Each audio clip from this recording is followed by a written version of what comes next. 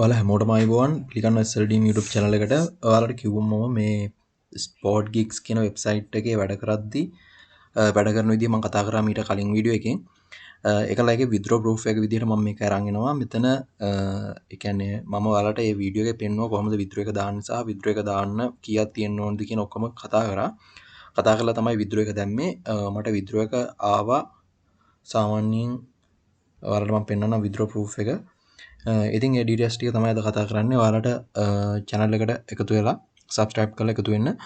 මතක් කරන්න තියෙන contact me කියන එකෙන් විතරයි මාව contact කරගන්න පුළුවන්. පහළ description එකේ තියෙන. ඒ වගේම මම කිසිම වෙලාවක ඔයාලත් එක්ක මුදල් වලින් ගනුදෙනු කරන්නේත් නැහැ, කරලත් නැහැ, ඉස්සරහට කරන්නේත් නැහැ.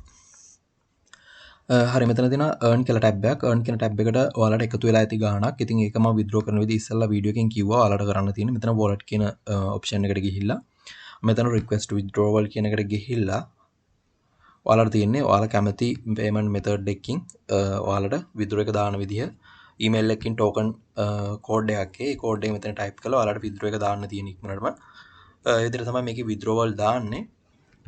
එතකොට දැන් ඊයේ දාපු withdraw එක ඔයාලට බලා ගන්න පුළුවන්. මෙතන pending කියලා තිබ්බේ. දැන් මේක paid කියලා මෙතන right එකක් වෙලා තියෙනවා. $4.09ක් තමයි withdraw එක දැම්මේ. ඉතින් withdraw එක ඇවිල්ලා තියෙනවා අපේ wallet එකට.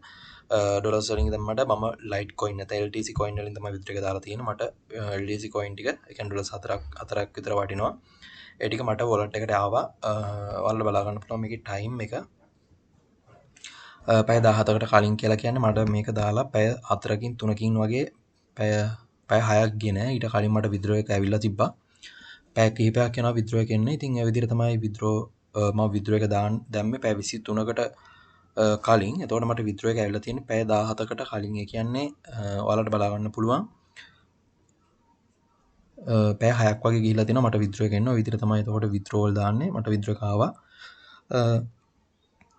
කැමති අයට වැඩ කරගෙන යන්න පුළුවන්. මේකේ link එක මම පල්ලෙහා description එකේ දාලා තියන්නම්. ඒක නිසා කැමති අය ඒක බලලා වැඩ කරගෙන යන්න. ඉතින් වීඩියෝ එක හොඳට like කරන්න, comment කරන්න, share කරන්න අනිත් කට්ටියටත් දැනගන්න.